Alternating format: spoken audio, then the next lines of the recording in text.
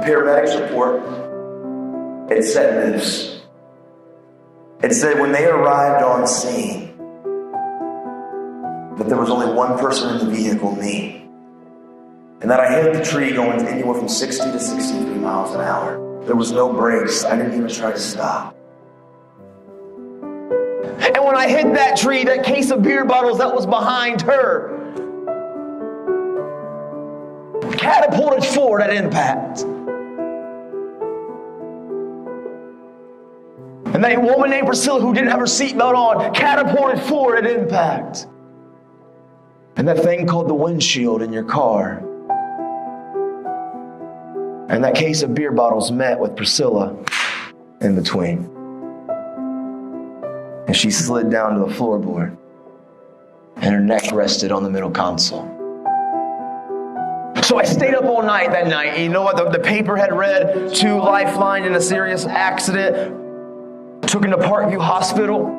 Nobody would tell me if she was alive, if she was dead. I had no idea, but I knew the paper said something that morning, and if she was alive or she passed away, the paper would probably say something the next morning. The paper man shows up at like 4 a.m. He comes driving by, everything slows down like a movie.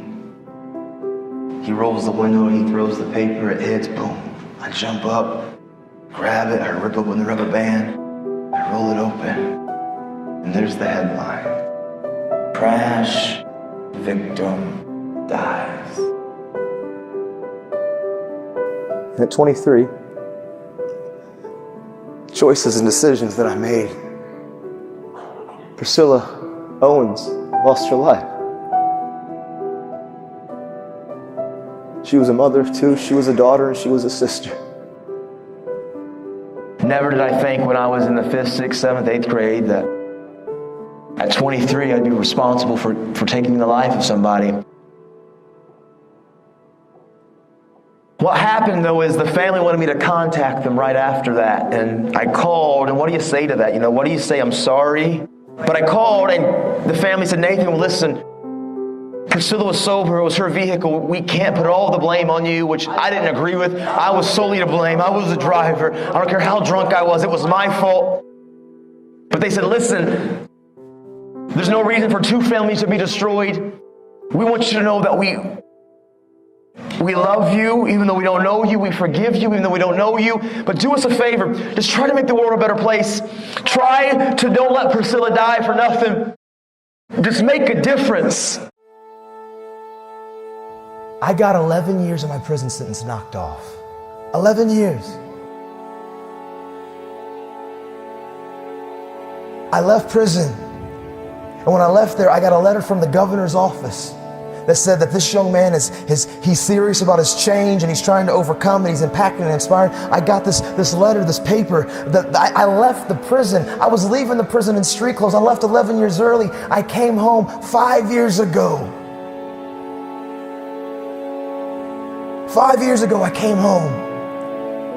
And I was on a mission, man. And I was just a broke down dude that's just hungry, and I refuse to fail. I refuse to give up. I may make mistakes. I may do it wrong the first time, the second time, but failure's only failure until you stop trying. Listen, some of you're afraid and you're letting fear, whatever your dream, whatever your goal, whatever it is that you want to achieve, you're letting fear paralyze you. Listen to me. You're never going to know if you can swim unless you jump in the water.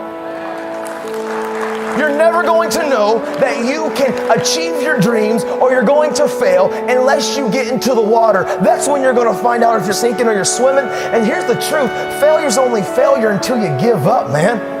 You don't have to get it right the first time. It's not about perfection. And so some of you, maybe you've struggled and you've messed up and you've relapsed, or you've made some hiccups, and even some of us that aren't struggling with addiction, you've made some poor business choices, some poor relationship choices. You've struggled. I'm telling you what, it's not about perfection. It's about progress. Keep putting one foot in front of the other.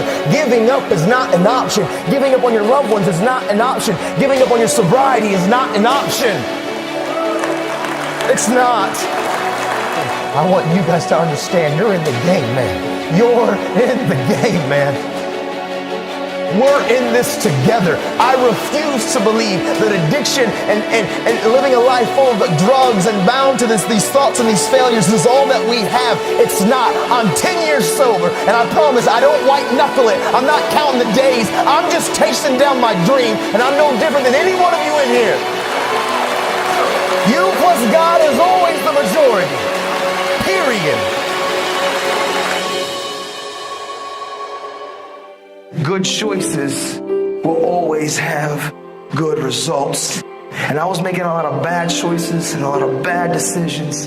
And I was basing my value, my worth off your opinions. And I learned something. Listen to me, everybody in here, I want you to understand something.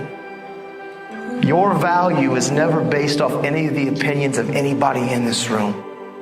Who cares what anybody thinks or says about you? They are not your merit system. They are not your system of worth. You are who you say you are by your actions.